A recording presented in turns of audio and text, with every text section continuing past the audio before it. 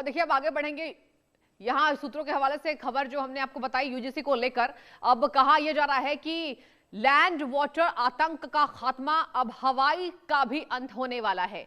तो देखिए यहां पर बता दें आपको, लगातार ये तमाम विवाद बढ़ते गए और अभी हम आपको अहम जानकारी भी दे रहे थे। अब कहा यह जा रहा है कि लैंड वाटर आतंक खत्म, तो अब हवाई आतंक क्या शुरू होने वाला है, इस पर भी आज हम चर्चा विशेष करेंगे कि अब हवाई आतंक क्या शुरू होगा। बता दें आपको, लगातार पाकिस्तान अपने जन्म से लेकर अब तक भारत के खिलाफ साजिश बनाता रहा, लेकिन हर बार इंडियन आर्मी ने नापाक मंसूबों को मिट्टी में मिला दिया। लैंड और वाटर के जरिए आतंक फैलाने का प्लान अब फेल हो गया, तो अब पाकिस्तान हवाई आतंक की प्लानिंग प्लॉटिंग कर रहा है। दर्शकों, भारत के खिलाफ आपको बता दें, इस खौफनाक प्लानिंग के लिए हमास का सहारा लिया जा रहा है। जी हां, इसका खुलासा किसी और ने नहीं बल्कि लश्कर के कमांडर फैसल नदीम ने ही किया है। आतंकी फैसल नदीम ने खुद कबूला कि 24 में उन्होंने कतर में हमास के नेताओं से मुलाकात की। इस मुलाकात के बाद पहलगाम आतंकी हमले का मास्टरमाइंड सैफुल्लाह कसूरी भी मौजूद रहा था। इतना ही नहीं, इसी साल 7 जनवरी को पाकिस्तान के गुजरावाला में हमास और लश्कर के नेताओं को एक साथ देखा गया। और इसके साथ ही आपको बता दें कि पीएमएमएल के तहत एक सार्वजनिक कार्यक्रम में हमास का वरिष्ठ कमांडर नाजी जहीर मुख्य अतिथि के तौर पर शामिल हुआ था। और अब लश्कर कमांडर राशिद अली संधू ने एक राजनीतिक नेता के रूप में हिस्सा लिया। इतना ही नहीं, माना यह जा रहा है कि नाजी जहीर 2023 में 15 बार पाकिस्तान की यात्रा कर चुका है। तो देखिए यह बेहद गंभीर मामला, जब लश्कर पाकिस्तान के साथ, अब बता दें आपको, हमास के साथ भी नजर आ रहा है। और चलिए एक बार आपको सुनाएंगे फैसल नदीम कमांडर लश्कर क्या कह रहा है। हमास वालों से मिलने के लिए गज्जा वालों के पास, तो उस शहर को जब मैंने देखा तो मैंने देखा कि जो है मुसलमानों का मुल्क है, और वहां पहुंचकर जब बंदा देखता है तो बताया जाता है कि किसी जमाने में यहां पर समंदर था, समंदर में मट्टी डाली गई, रेत डाली गई। मैं दोहा गया। आपने इसके बयान को सुना, अब जरा इन तस्वीर को देखिए। ये तस्वीरें इसी साल 7 जनवरी की है। दर्शकों, तस्वीरों में हमास का वरिष्ठ कमांडर नाजी जहीर पाकिस्तान के गुजरावाला में लश्कर कमांडर रशीद अली संधू से खुली मीटिंग कर रहा है। सरेआम आतंकियों के कार्यक्रम चलाए जा रहे हैं। नाजी जहीर इस कार्यक्रम में मुख्य अतिथि के तौर पर शामिल हुआ था, जबकि रशीद अली संधू भी इस मंच पर मौजूद था। जानकारी यह भी सामने आई है कि नाजी जहीर अक्टूबर के महीने में 2023 से अब तक लगभग 15 बार पाकिस्तान की यात्रा कर चुका है। यह आवागमन दोनों को बीच बढ़ते सहयोग का ही संकेत है कि लगातार यहां पर सहयोग बढ़ते जा रहे हैं। प्लानिंग प्लॉटिंग अब आतंकवाद को बढ़ावा देने के लिए लगातार किया जा रहा है। और ये तस्वीरें बयां करती है, जो आप टीवी स्क्रीन पर तस्वीर देख रहे हैं, ये मुलाकात की तस्वीरें देखिए। यहां पर मुख्य अतिथि के तौर पर हमास के यहां पर कमांडर का पहुंचना यह दिखा रहा है कि पाकिस्तान के जो मंसूबे हैं वो लगातार आतंकवाद को बढ़ावा देने वाले के अलावा कुछ नहीं हो सकता है। आतंकवाद के अलावा पाकिस्तान के पास ना कोई काम है, ना अपने देश को आगे बढ़ाने की कोई रणनीति। और अगर बात करें तो यहां पाकिस्तान के साथ ये जो तस्वीरें वायरल हो रही हैं, ये चिंताजनक है, लेकिन ये साफ दिखाती है कि आतंकवाद के जड़ को खत्म करने के लिए एक नया विकल्प तैयार करना होगा। लश्कर के नापाक मंसूबे हमास से तार जुड़े। और चलिए इसी पर चर्चा विशेष करेंगे। हमारे साथ डिफेंस एक्सपर्ट के तौर पर यूके देवनाथ जी जुड़ चुके हैं, और अली अशरफ रख्ता पाकिस्तानी पत्रकार है, वो भी जुड़ चुके हैं। पहले दोनों का स्वागत है, दोनों को गुड आफ्टरनून। और पहला सवाल यूके देवनाथ सर आपसे होगा, डिफेंस एक्सपर्ट के तौर पर आप जुड़े हैं। सर देखिए, तस्वीरें क्या बयां करती है, यही बयां करती है ना कि प्लानिंग प्लॉटिंग केवल आतंकवाद के लिए किया जाएगा, किसी और चीज के लिए नहीं। और अब तो लश्कर के साथ साथ हमास भी जुड़ चुका है। तो क्या ये बड़े विध्वंस की तैयारी है, और इसके लिए पूरे देशों को एकजुट होकर विकल्प तैयार करना होगा? सर क्या कहेंगे? यूके देवनाथ जी, क्या आपको मेरी आवाज पहुंच पा रही है? सर अपने डिवाइस को अनम्यूट कीजिए, आपकी आवाज नहीं पहुंच पा रही है। हाँ जी, हाँ मैं आपको सुन पा रहा हूं। जी सर देखिए, यहां पर हमने दर्शकों को तस्वीरें दिखाई हमास के लीडर की, पाकिस्तान के साथ जरा ये गुफ्तगू रास नहीं आ रही है। सर क्या कहेंगे? देखिए, हमास के जो लिंक हैं लश्कर-ए-तौबा के साथ, ये काफी समय पहले से ही हमारी इंटेलिजेंस एजेंसीज के नजर में थे। और जब भी कभी हमास के कोई प्रतिनिधि लीडर, ज्यादातर पॉलिटिकल लीडर आते हैं कश्मीर में, पीओके में, लश्कर ए तौबा के अलग अलग कैंप में गए हैं, तो हमारी इंटेलिजेंस एजेंसीज रिपोर्ट करती रही हैं। कभी एक आध बार वाकया ऐसा भी हुआ था, अभी 2024 का जो वाकया हम डिस्कस कर रहे हैं, जी सर। जब लश्कर ए तौबा के जो लीडर थे वो भी फिलिस्तीन गए, हमास ने उनका वेलकम किया। ये समझना पड़ेगा कि एलईटी पाकिस्तान में हमास के लिए बहुत बड़ी तादाद में फंडिंग जमा करता है जी। ज़कात के नाम पर, फ्राइडे को जब भी मस्जिद में नमाज होती है, वेलफेयर के नाम पर, और ये सारा पैसा जमा करके वो दावा करते हैं कि वो हमास को ट्रांसफर करते हैं। हमास के जो लीडरान हैं वो दुनिया भर के जितने 57 मुस्लिम देश हैं वहां ट्रेवल करते रहते हैं, इंडोनेशिया, मलेशिया, ब्रुनई, वहां जाकर भी वो फंड कलेक्शन की कोशिश करते हैं, हमास के जो नेता हैं। जी सर। अब क्या इसमें कोई मिलिट्री एंगल है, भारत के लिए कोई खतरा है, इसकी तरफ भी भारत सरकार ने, रॉ और इंटेलिजेंस ब्यूरो ने नजर रखी हुई है। अभी तक भारत सरकार को कोई ऐसा डायरेक्ट इनपुट नहीं मिला है कि हमास एलईटी की मदद करेगा भारत के खिलाफ किसी एक्शन के लिए। भारत सरकार ने, देखिए दुनिया भर के काफी सारे देश हैं जिन्होंने हमास पर बैन लगाया हुआ है, बिल्कुल, लेकिन भारत सरकार ने अभी तक हमास पर बैन नहीं लगाया हुआ है, क्योंकि होम मिनिस्ट्री का आकलन है कि हमास ने अभी तक भारत के अंदर कोई आतंकवादी गतिविधियां हवा देने की कोशिश नहीं की है। और ये भी आकलन है हमारी जो एक्सटर्नल इंटेलिजेंस एजेंसीज है जैसे रॉ, कि हमास ने अभी तक पाकिस्तान में भी कोई भारत विरोधी गतिविधि की कोई मदद नहीं की है। क्या भविष्य में होगा, इसके बारे में हम बहुत सतर्क हैं। अगर भारत सरकार चाहे तो महज एक दिन का नोटिस देकर हमास को बैन कर सकती है, हमने बैन नहीं किया अभी तक। जी ठीक है, ठीक है सर, बने रहिए। अली अशरफ रत्ता भी जुड़े हुए हैं पाकिस्तानी पत्रकार के रूप में। अली जी, आपसे सीधा सवाल तो मेरा आज यही होता है कि इस मीटिंग को शब्दों में बयां कर पाएंगे क्या? क्या अब आतंकवाद के मसीहा, यहां पर अगर हम आसिम मुनीर की बात करें तो आतंकवाद के मसीहा केवल बनना चाहते हैं, यही वजह है ना कि अब हमास को बुलाया जा रहा है? आइए जनाब, स्वागत है मुल्क में। क्या कहेंगे सर, आज आपके पास क्या है बताने के लिए? देखिए, इसमें जो है, आप सबसे पहले हमास की हिस्ट्री को देखिए कि हमास है क्या और वो कैसे उसकी तख्लीक हुई है। वो एक जो मेरा पॉइंट ऑफ व्यू है उसके ऊपर वो यही है कि हमास जो है ये यूएस और इजराइल की अपनी प्रॉक्सी है, जो बेसिकली जवाब फराहम करती है इजराइल को फलस्तीनियों को मारने के लिए। आप इसकी 2006 से जो है ये बनी है, उसके बाद 2009 और उसके बाद जो है 2013, 2018, हर 4-5 साल के बाद वो ऐसा कुछ करती है कि इजराइल को मौका मिलता है इजराइल फलस्तीनियों को मारने के लिए।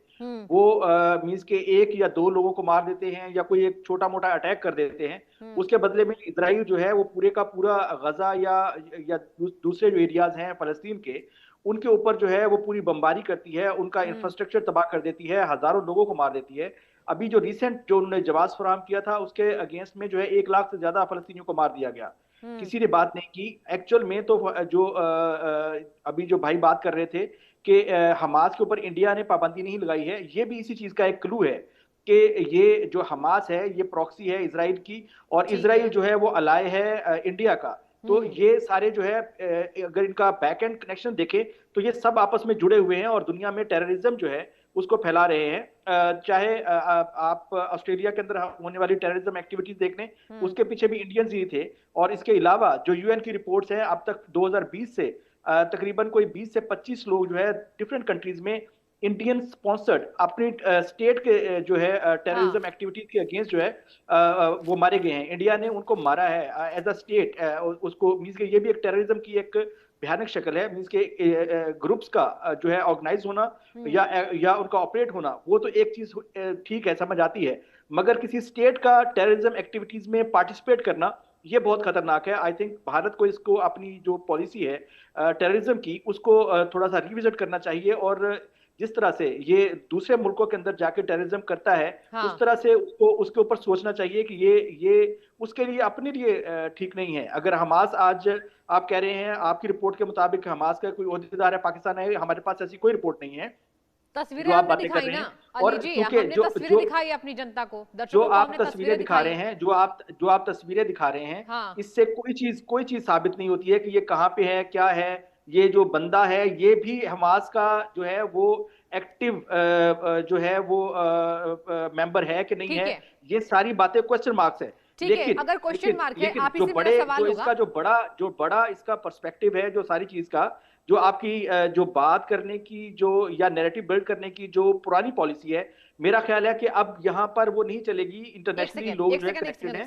एक छोटा सवाल आपसे लूंगी, जो चीज है, एक छोटा सवाल इसी पर, आपने कहा नैरेटिव बिल्ड बताइए। करना, फिर मैं लौटूंगी सर के पास, यूके देवनाथ जी के पास। ये बताइए अली अशरफ रत्ता जी, आप देखिए तमाम बातें कर रहे हैं कि भारत को स्ट्रेटेजी बनानी चाहिए और अब तक ऐसा खतरा भारत को नहीं है। पाकिस्तान के लिए तो खतरा है ना, वहां के नागरिक तो नहीं चाहते हैं, वहां के ऐसे सभी नागरिक तो नहीं है ना जो आतंकवाद को समर्थन देते हैं। पाकिस्तान तो खुद जूझ रहा है आतंकवाद से।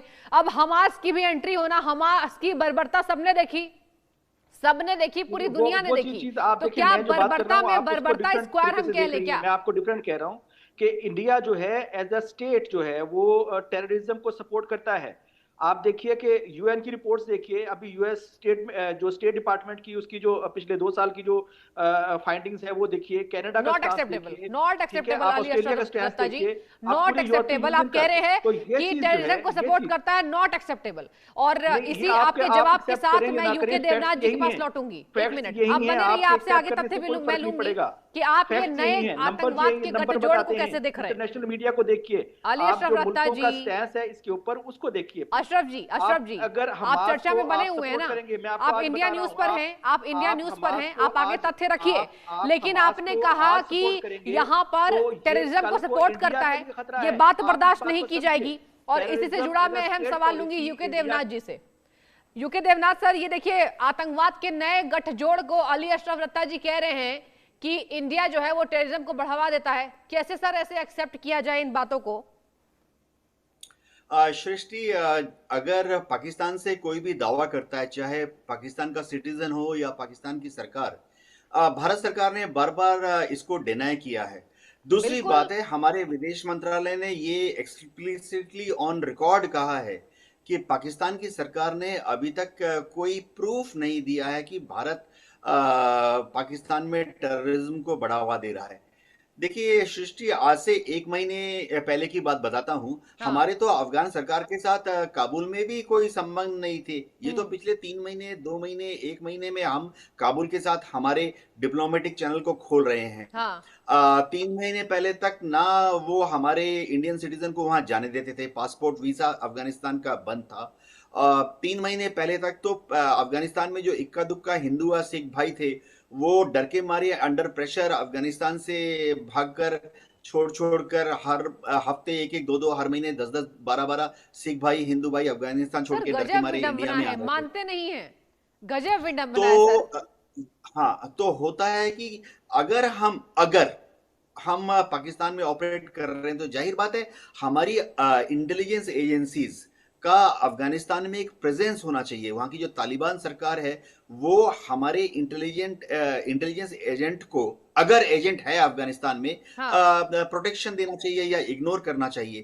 तो जब वहां पर तो माहौल ऐसा था कि अफगानिस्तान की तालिबान सरकार भारत को फूटी आंखों नहीं देखती थी अभी 3 महीने पहले तक।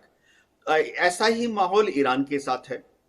ईरान में भी हमारे जो लोग जाते हैं काम करने, बहुत मुश्किल से पासपोर्ट वीसा मिलता है। ईरान की सरकार सिर्फ प्रोफेशनल्स को जो वहां काम करने जाती है उनके यहाँ पासपोर्ट वीजा देती है। चबहार पोर्ट में भी जो हमारे लोग जाते हैं, ईरान की जो इंटरनल पुलिस है, मैं आपको बता दूं, ईरान की जो इंटरनल विजिलेंस पुलिस है वो चबहार पोर्ट में जितने इंडियन काम करते हैं उनके सिर पर बैठी रहती है।